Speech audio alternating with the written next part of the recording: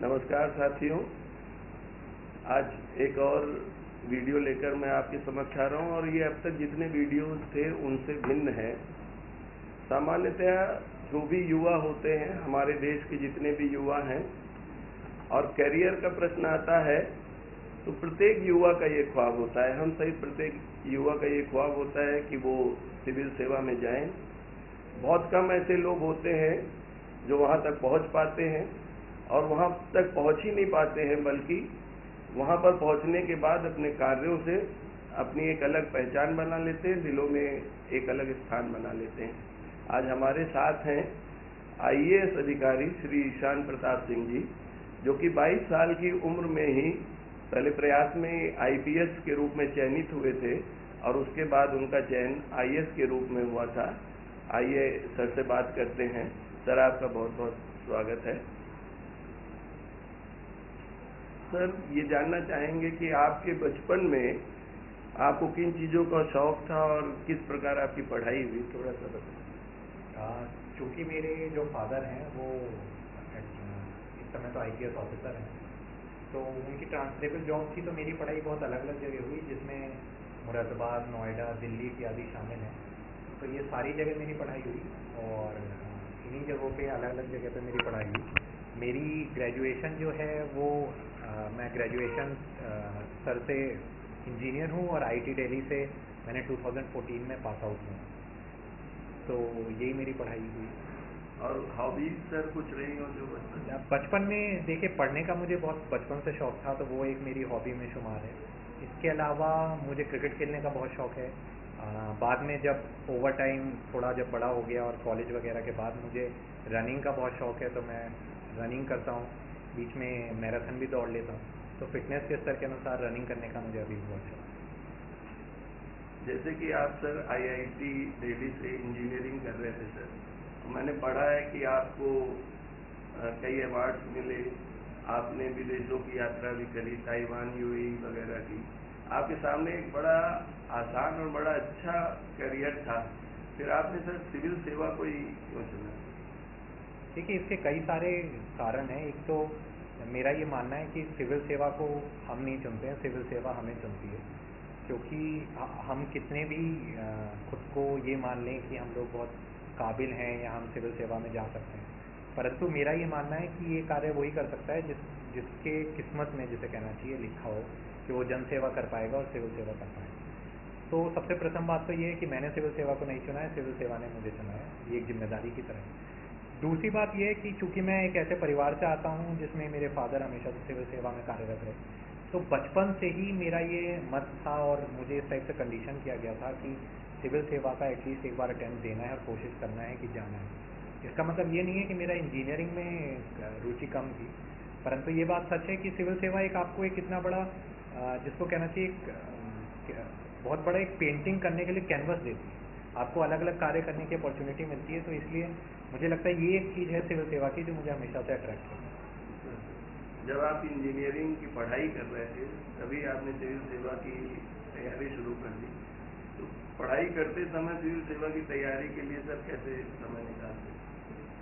मैंने अपनी सिविल सेवा की परीक्षा की तैयारी अपने कॉलेज के आखिरी साल में की थी और उस दौरान मुझे ये अनुभव हुआ कि एक जो मैं छोटा सा चीज़ शेयर करना चाहूँगा कि हमारे जीवन काल में बहुत ही ज़्यादा ऐसा समय आता है जिसको हम एम्प्टी स्पेसेस बोल सकते हैं। तो मैंने एक इंटरव्यू पढ़ा था जिसमें एक बहुत फेमस ऑथर थे, अम्बर्टो इको नाम है उनका। उन्होंने ये कहा था कि अगर हम अपनी लाइफ में, अपने जीवन में अपने एम्प्टी स्पेसेस को फिल करें, जिस समय हम चलते हैं या कार में ट्रैवल करते हैं या लिफ्ट में ट्रैवल करते हैं, और उस समय का सदुपयोग करें, तो आप एकदम से पाएंगे कि हमारे पास समय बहुत ज़्यादा बढ़ जाता है। तो पढ़ाई तो थी कॉलेज की, और ये भी मैं नहीं कहूँगा कि मेरा शेड्यूल टाइट नहीं था, लेकिन मैं हर समय पढ़ता रहता था। मतलब मैं बहुत ट्रैवल करता था, मेट्रो में या फिर टैक्सी में, बसेस में, उस समय तो बस से ही ट्रैवल करता था। तो मेरा हमेशा से ये शेड्यूल रहा है कि मैं पढ़ता हूँ। यही कारण है कि मेरी आज तक आदत है कि मैं जहाँ भी बैठा रहता हूँ या कभी भी कहीं ट्रैवल करता हूँ या मैं पर्सनल काम से भी ट्रैवल करता हूँ, तो मिनिमम एक किताब मेरे साथ हमेशा चलती है। ये आदत तब की है कि मैं कभी भी किताबों का साथ नहीं छोड़ता। सिविल सेवा की तैयारी के लिए सर जॉब सिक्योरिटी को कितना इम्पोर्टेंट मानते हैं तैयारी के लिए? देखिए, मेरा ये मानना है कि सिविल सेवा की तैयारी अपने आप में एक ऐसी प्रक्रिया है जिसको बहुत टाइम देना पड़ता है, दूसरा बहुत ही रिस्की भी है। तो मेरा ये मानना है कि आ, देखिए, दो पार्ट होते हैं किसी भी तैयारी के। एक पार्ट तो ये है कि आप किस हद तक प्रिपरेशन करते हैं और आपकी तैयारी कर सकते हैं। दूसरा ये है कि आप उस प्रिपरेशन को किस हद तक एग्जामिनेशन हॉल में उतार पाएँ। और एग्जामिनेशन हॉल में उतारने के लिए सबसे इंपॉर्टेंट ये है कि आपके ऊपर प्रेशर कम हो। किसी भी व्यक्ति का अगर बी प्लान अच्छा है तो एक तो वो सिविल सेवा में कार्य करने के लिए अच्छी तरह काबिल होगा और वो अपना काम अच्छे से कर पाएगा, ये एक नंबर एक बात है। दूसरी बात, उसके ऊपर ये प्रेशर नहीं होगा कि उसका जीवन उस पर डिपेंड करता है। तो उस कारण से मुझे ऐसा लगता है कि वो अपना बेस्ट दे पाता है एग्जामिनेशन हॉल में। तो मेरे हिसाब से ये बहुत इंपॉर्टेंट है। मेरा एक और सजेशन है ऐसे लोगों के लिए जो कि लॉन्ग टर्म प्रिपरेशन के बारे में सोचते हैं कि वो हमेशा अपना बी प्लान रेडी रखें। और जब बी प्लान आप 1-2 साल सिविल सेवा की परीक्षा कमिटमेंट के साथ तैयारी कर लें तो उसके बाद आप कोई ना कोई जॉब लें और उसके साथ सिविल सेवा का एग्जाम दें, ताकि आपके ऊपर प्रेशर उतना ना रहे जितना एग्जामिनेशन हॉल में जनरली होता है। सिविल सेवा के लिए विषय का चयन जो मुख्य सब्जेक्ट होता है उसको सर कितना महत्वपूर्ण मानते हैं? देखिए, महत्वपूर्ण तो बहुत है, इसमें कोई शक नहीं है, क्योंकि आज की तारीख में जब हमारे 500 मार्क्स जो हैं ऑप्शनल सब्जेक्ट के हैं, वैकल्पिक विषय के हैं, तो महत्वपूर्ण तो बहुत है। मेरा ये मानना है कि व्यक्ति अगर कुछ भी पढ़ना चाहे तो वो पढ़ सकता है, बिल्कुल शुरुआत से पढ़ सकता है। इम्पॉर्टेंट ये है कि उस सब्जेक्ट का बेसिक, जो उसका बेसिक कैरेक्टर है उसमें इंटरेस्ट है। जैसे मेरा पर्सनली सब्जेक्ट जो था वो समाजशास्त्र, सोशोलॉजी था। तो समाजशास्त्र में दो चीज़ों का बहुत महत्वपूर्ण चीज़ होती है। It is a philosophical subject, तो आपको फिलोसफी, एब्स्ट्रैक्ट थिंकिंग में इंटरेस्ट होना चाहिए। दूसरा, क्रिएटिव राइटिंग में इंटरेस्ट होना चाहिए। इसके लिए मेरा सबको सजेशन ये है कि आप उसकी बेसिक किताबें पढ़ लें। अगर कुछ ना मिले तो आप 11th-12th की NCERT पढ़ लें उस सब्जेक्ट की, तो आपको उसकी फील आ जाएगी। अगर आपको पर्सनली फर्स्ट इंस्टेंट में उसमें इंटरेस्ट आता है तो आप बेशक तौर पे उस सब्जेक्ट को ले सकते हैं। और एक बार आपने उस सब्जेक्ट को ले लिया तो फिर उसको अपना बनाइए, उसको फॉलो कीजिए और उसको एंड टू एंड पढ़िए, उसको इंटरेस्ट के साथ पढ़िए, ये सबसे इम्पोर्टेंट।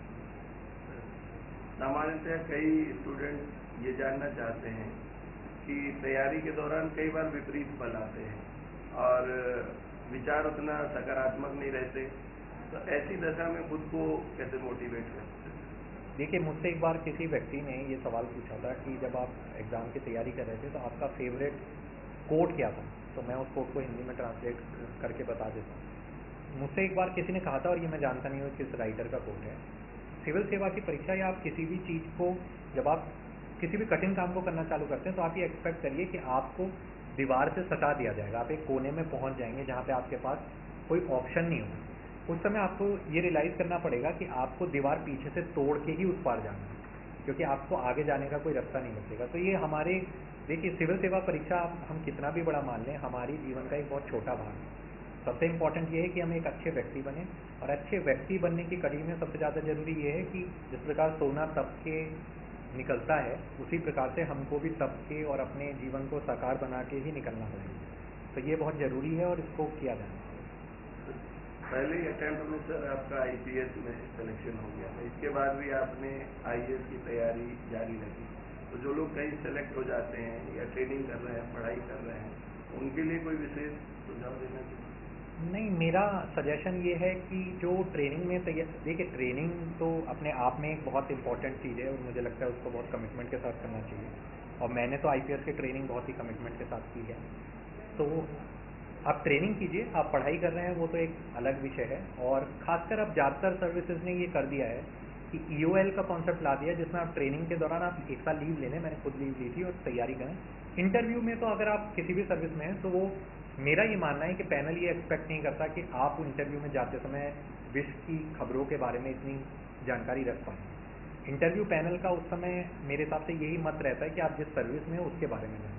तो मेरे साथ मैं कई सारे ऐसे सवाल थे जिनके जवाब नहीं दे पाया था, लेकिन जो मेरा कोर सब्जेक्ट था, जिसको पुलिसिंग कहना चाहिए, इंटेलिजेंस कहना चाहिए, कम्युनिटी पुलिसिंग कहना चाहिए, उसके विषय में जो सवाल पूछे गए उनका मैंने बहुत अच्छे से जवाब दिया था। तो उसी के बेसिस पे मुझे इनफैक्ट सबसे अच्छे मार्क्स तब मिले जब मैं सर्विस में था।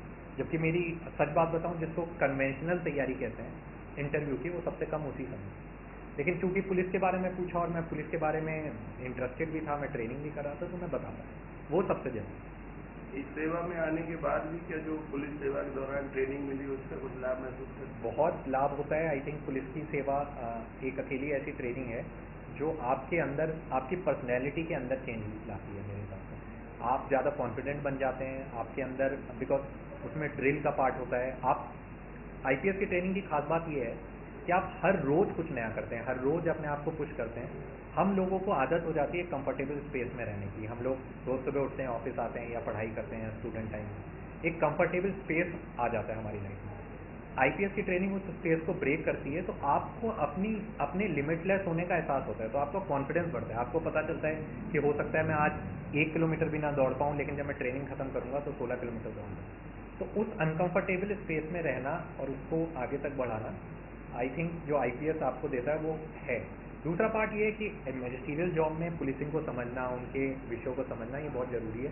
सीआरपीसी हम लोगों के लिए भी इतना इंपॉर्टेंट है जितना पुलिस के लिए, तो वो एक अलग पार्ट है जो कि हमको समझने में हेल्प करता है। लेकिन आई थिंक जो पर्सनैलिटी चेंज है, क्योंकि ये सब चीज़ें आप सीख सकते हैं, बट पर्सनैलिटी में बदलाव लाना मुझे सबसे डिफिकल्ट लगता है, तो वो आईपीएस की ट्रेनिंग जितना लाती है मुझे नहीं लगता कोई और प्रोसेस लाती है। ऐसे राइटिंग के लिए सर किस प्रकार से तैयारी करें छात्र? देखिए, मेरा ये मानना है, मतलब ऐसे राइटिंग में मैंने बहुत हिट एंड ट्रायल किया है। मेरा ये मानना है कि ऐसे जितना सरल हो और जितना वृहद होगा उतना अच्छा होगा। ना तो मुझे ऐसा लगता है कि जिसको कहना चाहिए बहुत ही घुमावदार भाषा होनी चाहिए, ना ही वो बहुत कॉम्प्लिकेटेड या बहुत फिलोसफिकल नहीं होना चाहिए। ऐसे का पॉइंट ये होता है कि वो एक ले मैन के लिए लिखा जाता है, एक आम आदमी के लिए लिखा जाता है। तो एम ये है कि आम आदमी को समझना है, उस विषय के बारे में वृहद जानकारी हो गई।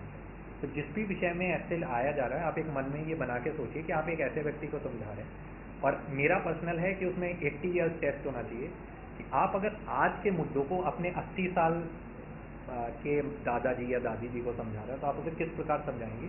वही ऐसे की भाषा और उसका जिसको कहना चाहिए उसका तरीका होना चाहिए। तो ऐसे अगर आप देखिए, आइंस्टाइन ने ये कहा था कि हर चीज़ को we should make it simple, but as simple as it get, but not simple. हर चीज़ को सरल बनाएं, बट इतना भी सरल ना बनाया जाए कि उसके अंदर की जो डेप्थ है वो ख़त्म हो।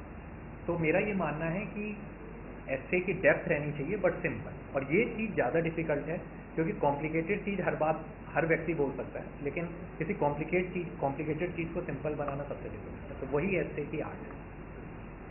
सिविल सेवा में आने के बाद, यहाँ जॉब करने के बाद आपको सर कैसी चुनौती महसूस होती है?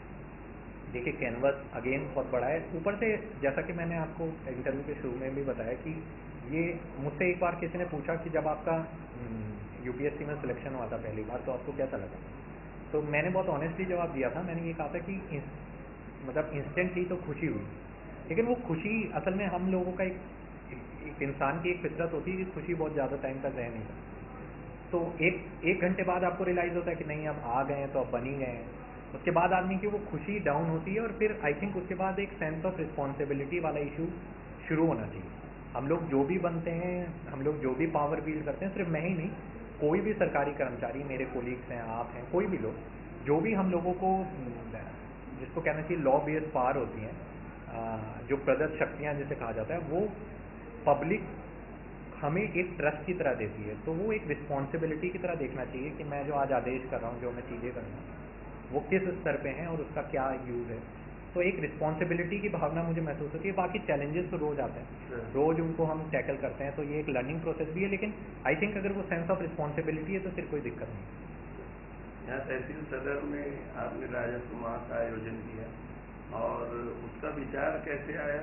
मैंने देखा उससे बहुत लोग लाभान्वित हुए, और वो थॉट कहाँ से आया? हाँ, देखिए, चूँकि वैसे तो मैं बहुत एकेडमिक पर्सन हूँ और मुझे हर एकेडमिक चीज़ में इंटरेस्ट है, लेकिन मेरा ऐसा मानना है कि समहाउ हम रेवेन्यू ऑफिसर्स ने रेवेन्यू पे उतना इंटरेस्ट नहीं लिया, बिकॉज मतलब समाज की प्रोसेस भी चेंज हो रही है, we are more development based, और अब हमारे डेवलपमेंट पे फोकस ज़्यादा है। वो बहुत इंपॉर्टेंट भी है, उसकी चीज़ से नकारा नहीं जा सकता। लेकिन मुझे ऐसा लगता था हमेशा से कि तहसीलें भी विविध कार्यों में इतना ज़्यादा उन पर दबाव आ गया है, या जिसे कहना चाहिए जिम्मेदारियाँ बढ़ गई हैं, कि वो रेवेन्यू जो हमारा कोर मकसद है उसमें कम हम पीछे हटे। तो राजस्व माह का जो प्लान था वो ये था कि हमने पिछले 1 साल में राजस्व के कोर चीज़ें, जैसे कि भूमिधर को संक्रमणीय करना, चकमार्गों को खोलना, अवैध कब्जों को हटाना, क्या कहते हैं, आवास के पट्टे देना, इन सब चीज़ों के विषय में जो पिछले 1 साल में कार्य हुआ था, उसका टारगेट बांधा और उसको 1.5 गुना करके हमने कहा कि हम इस चीज़ को 1 से सवा महीने के भीतर ख़त्म करेंगे, यानी 1 साल का काम हम जनवरी टू 15 फरवरी तक ख़त्म कर देंगे। और टारगेट दिए गए, सबकी मीटिंग ली गई, एक पॉइंट सिस्टम बनाया गया जिसके द्वारा हमने कहा कि जो सबसे अच्छा करेगा उसको अवार्ड दिया जाएगा। उसका एक छोटा सा फंक्शन किया गया, पूरी तहसील के लिए एक छोटा सा खाना किया गया। और इससे एक तो मुझे लगता है कि एक तो जो लोगों के बीच में इंटर कैडर कमरेडरी कहना चाहिए कि चकबंदी के लोग लेखपालों से मिले, लेखपाल जो हैं हमारे मिनिस्ट्रियल संघ से मिले, अमीन लेखपाल से मिले, वो फ़ायदा हो। दूसरा, मैंने ये देखा and I was very pleasantly surprise कि हम उन टारगेट्स को कंप्लीट करते हैं। इसका मतलब सिंपल सा ये है कि हम जो ये कहते हैं कि जो कहना चाहिए कि रेवेन्यू ऑफिसर्स, हालांकि वो बहुत काम करते हैं, मुझे ऐसा लगता है कि रेवेन्यू ऑफिसर्स, जिसमें चकबंदी भी शामिल है, जितना काम करते हैं, बहुत कम ऐसे डिपार्टमेंट्स हैं जो इतना काम करते हैं। बट समहाउ हम लोगों की इमेज ऐसी बनती जा रही है कि हम लोग जो है उतना काम नहीं कर पाते हैं। इसका कारण ये है कि हम उतना दिखा नहीं पाते हैं। तो हमने ना ही सिर्फ 1 साल से 1.5 गुना टारगेट्स को 1 सवा महीने में कंप्लीट किया, बल्कि उनको बहुत एक्सेसिवली सरपास किया, क्योंकि सारे लेखपालों में आपस में कंपटीशन की भावना है कि नहीं, मुझे सबसे आगे निकलना है, मेरी अलग फाइल बन गई। तो हमने लैंड बैंक क्रिएट किया, तो बहुत अलग अलग चीज़ें की। एम यही था कि लोगों के बीच में कंपटीशन की भावना है और इंट्रा तहसील कमरेडरी डेवलप, तो वो यहीं से था। जो लोगों को पुरस्कृत किया लेखपाल कानूनों के लिए, उनके लिए अभिनव प्रयोग था। उसके बाद आप उनकी कार्यशैली में क्या परिवर्तन थे? देखिए, मुझे ऐसा लगता है कि हम सरकारी सिस्टम में देखिए, हर सिस्टम कैरेट एंड स्टिक्स पे चलता है, कुछ हम कार्रवाई करते हैं, कुछ फ़ायदा पसंद है। लेकिन मुझे ऐसा लगता है कि व्यक्ति को टोकन ग्रेटिट्यूड जितना दिया जाए उतना अच्छा होता है, ये मेरा पर्सनल मानना है। अगर किसी व्यक्ति ने अच्छा काम किया है तो उसको इमीडिएटली रिकॉग्नाइज करना चाहिए। रिकॉग्नाइजेशन सबसे इम्पॉर्टेंट है। तो सबसे पहले तो मुझे ऐसा लगता है कि उनको ये रियलाइज़ हुआ कि हम जो कार्य करते हैं एटलीस्ट सर उसको देखते हैं और उसको रियलाइज़ करते हैं कि किसने कितना काम किया। ये उनके लिए मेरे हिसाब से बहुत बड़ी बात है। उसके बाद एक पॉजिटिव थिंकिंग भी डेवलप हुई लोगों के बीच में, और मेरे हिसाब से लेखपालों ने, मैंने उसके बाद देखा कि भाई जो काम हम 1 साल में करते थे वो 1 महीने में किया गया, जो अपने आप में मेरे हिसाब से बहुत बड़ा अचीवमेंट है। तो उसके बाद मैं वो मोमेंटम लगातार देखता हूँ। मतलब मैं देखता हूँ कि हमारी शिकायतों के निस्तारण में बढ़ोतरी हुई है, और ये सारी जो चीज़ें की गई, ये वन ऑफ प्रयोग नहीं था। हम एक सिस्टम डेवलप करना चाहते हैं जिसके द्वारा हम लगातार वो एनर्जी मेंटेन कर पाएँ। तो मेरा हमेशा से ये मानना है कि, और ये हमारे आदरणीय जिलाधिकारी महोदय का भी मानना है जिससे मैं एग्री करता हूँ, कि किसी भी मशीनरी को आप अगर अभियान के तौर पे काम कराते हैं, जैसे हम इलेक्शन में कराते हैं या डिजास्टर में कराते हैं, तो वो मशीनरी बहुत अच्छे से काम करती है। फिर उसको 15-20 दिन 30 दिन का आराम देना चाहिए।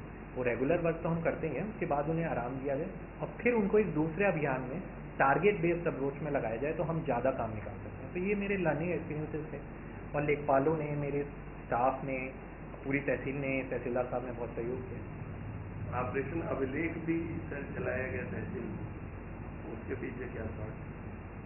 नहीं, उसके पीछे का थॉट बहुत सिंपल है कि देखिए, मैंने जैसे कहा कि हम अभियान के तौर पे काम करना चाहते हैं। हम लोग बहुत चीज़ें करते हैं, बट हम बहुत रेयरली अपने रिकॉर्ड्स पे ध्यान देते हैं। तो एम ये था, जून जुलाई का महीना हमारा फसली ईयर चालू होता है, और हर रेवेन्यू के व्यक्ति के लिए, हर रेवेन्यू के कर्मचारी, ऑफिसर, जिसको भी आप कहें, उसके लिए वो नए साल की तरह मनाया जाना चाहिए। और नए साल की शुरुआत में हम क्या करते हैं, सबसे पहले अपना घर साफ करते हैं, और हमारे घर जो है वो हमारे रिकॉर्ड्स हैं। क्योंकि जब भी, देखिए, घर का मीनिंग ये होता है कि आदमी जब भी किसी मुसीबत में फंसता है तो घर जाता है। तो रिकॉर्ड जो है हमारे लिए हमारे घर की तरह है, जिसमें हम किसी भी मुसीबत में फंसते हैं, कोई भी प्रश्न आता है तो हम रिकॉर्ड्स की तरफ ही लौट के आते हैं। और ये हम लोगों के लिए, आप कह लीजिए, हमारी थोड़ी विफलता है कि हमारे रिकॉर्ड्स आज खराब हालत में। तो एम ये था कि रिकॉर्ड्स को अद्यतन किया जाए, उनको बेहतर बनाया जाए। तो उसमें पूरी तहसील में CCTV का लगना, रिकॉर्ड्स रूम की बेहतरी होना। अमीनों के रिकॉर्ड्स के ऊपर बहुत लोगों का ध्यान नहीं जाता है, तो उनके लिए लॉकर रूम बनवाया गया। हमने लगभग 700 खसरों को जो है बाइंड कराया, उन्हें ठीक कराया, वो एक बहुत इंपॉर्टेंट काम था। सिक्योरिटी पे बहुत फोकस किया। हमारे जो पुराने अमल दरामद के केसेस थे उन सबको अमल दरामद करा दिए, कई हज़ार अमल दरामद हुए परवाने। उसके बाद कई हज़ार चिप्पियाँ निकाली गई और उनको लगाया गया कि उनको अद्यतन कराया गया। ये बहुत छोटी छोटी चीज़ें हैं, लेकिन मुझे ऐसा लगता है कि अगर हम साल की शुरुआत, हमारे फसली ईयर के साल की शुरुआत यानी जून जुलाई के महीने में, 1 महीना सिर्फ इस बात, अच्छा एक और मैं बात बता दूं आपको, फसली ईयर जो है अंग्रेजों से पहले का है, और जिस भी व्यक्ति ने फसली ईयर की सोच डेवलप की होगी उसने बहुत सोच के किया था। वो समय ऐसा होता है जिस समय फसल बोई जा चुकी होती है, और हमारे देश में उस समय पानी भरा होता है हर जगह, क्योंकि बरसात होती है। तो उस समय हम पैमाइश का कार्य कर नहीं पाते हैं, कोड भी उस समय उतना फंक्शनल नहीं हो पाता है, क्योंकि वादी ये सब लोग आ नहीं पाते हैं क्योंकि बरसात होती है। तो जो यही एम था कि उसमें जो हमारा फसली ईयर है उसकी शुरुआत में हम सारे रिकॉर्ड्स को अद्यतन करें, और जो बेसिक चीज़ें हैं, जैसे हमने एक सरल अनुमति पोर्टल बनाया और इसमें लगभग 1500 लोगों ने अपनी शादी की परमिशन जो लॉकडाउन के समय चल रही है वो घर बैठे बैठे हुई। तो ये रिकॉर्ड्स का मैनेजमेंट, हमारा मछली के पट्टों को अद्यतन करना, या फिर जो हमारी नदियाँ हैं जिसमें इतनी मछली होती हैं उनका पट्टा कराना नियमानुसार, सारी चीज़ें जो हमने की, और इससे हमें बहुत फ़ायदा हुआ। आई थिंक यही ऑपरेशन अभिलेख का पॉइंट है कि जिस समय कुछ काम ना हो रहा हो तो आप अपना घर ठीक करें। ये आपने सर चकबंदी को भी काफ़ी करीब से देखा है इस दौरान, तो गांव के प्लांट डेवलपमेंट के लिए आप चकबंदी को कितना महत्वपूर्ण मानते हैं? देखिए, मेरा ये मानना है, देखिए मैंने गांव बहुत दौरा भी किया है और मैं चकबंदी को बहुत पहले से देखता हूँ। देखिए, इसमें दो बातें हैं। पहली बात तो मैं ये मानता हूँ कि चकबंदी जिस गांव की अच्छी हुई है, उस गांव में मैंने ये देखा है कि वो कम से कम एक जनरेशन के लिए, मैं यहाँ पे 10-15 साल की बात नहीं कर रहा हूँ, 30, 40, 45 साल के लिए उस गांव के डेवलपमेंट में करीबन 1.5 गुना की बढ़ोतरी हो जाती है। इसमें कोई शक नहीं है, क्योंकि चकबंदी जब अच्छे से होती है तो उसमें एक तो सरकारी लैंड बहुत निकलती है, और आज की तारीख में लैंड सिर्फ स्टेट गवर्नमेंट के लिए नहीं, सेंट्रल गवर्नमेंट के लिए भी बहुत ही प्राइसलेस ऐसी चीज़ है जिसको हम नहीं कर पाते हैं। आज भी हमारे लिए लैंड एक्विजिशन के केसेस कई साल तक चलते हैं। तो जितनी सरकारी लैंड है उसको मिलना, कॉमन यूटिलिटी लैंड को मिलना, वो सारा चकबंदी से ही संभव हुआ है। तो चकबंदी एक बहुत इंपॉर्टेंट डेवलपमेंट का प्रोसेस है, और उसके लिए बहुत ज़रूरी है कि वो काम किया जाए। इसके अलावा सोशल इक्विटी का भी एक चकबंदी में बहुत इंपॉर्टेंट रोल है, क्योंकि वही लैंड निकाल के देते हैं जिसके हम बाद में पट्टे करते हैं या आवासीय पट्टे करते हैं। और ये मैं बताना चाहूँगा, पता नहीं हमारे कितने दर्शक हैं जो कि गांव की इकोनॉमी से जुड़े हुए हैं। गांव में ज़मीन का मतलब सिर्फ पैसा नहीं होता है, ज़मीन का मतलब सोशल पावर होता है, पॉलिटिकल पावर होता है। ज़मीन का मतलब कास्ट हायरार्कीज़ को ब्रेक करना होता है, ज़मीन का मतलब जेंडर हायरार्कीज़ को ब्रेक करना होता है। तो ज़मीन एक सोशियो इकोनॉमिक कॉन्सेप्ट है, उसको सिर्फ ऐसे देखना कि वो इनकम का स्रोत है, उसको बहुत छोटे दायरे में रखना होता है।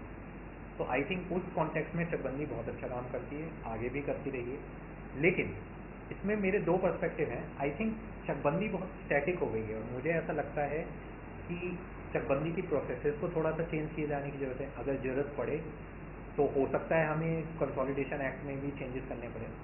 तो ये एक बहुत इंपॉर्टेंट चीज़ है जिसके बारे में सोचा जाना चाहिए।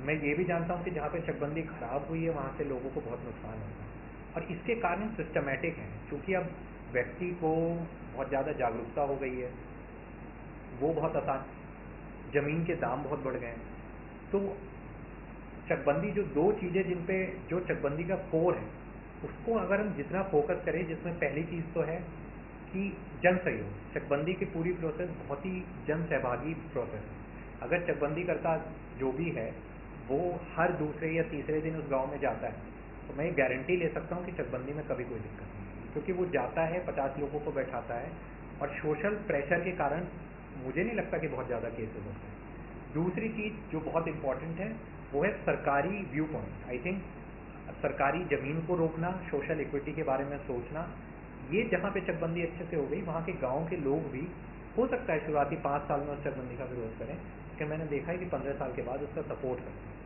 तो अगर हम सिस्टमेटिक चेंजेस करें, खासकर लॉज में चेंज करें, हमारी प्रोसेसेस में चेंज करें, हमारे जो नियमावली है या हमारा कंसोलिडेशन एक्ट है वो 1950 के दशक का है, और तब से बहुत चेंजेस हो गए हैं, तो उसमें चेंजेस की ज़रूरत है।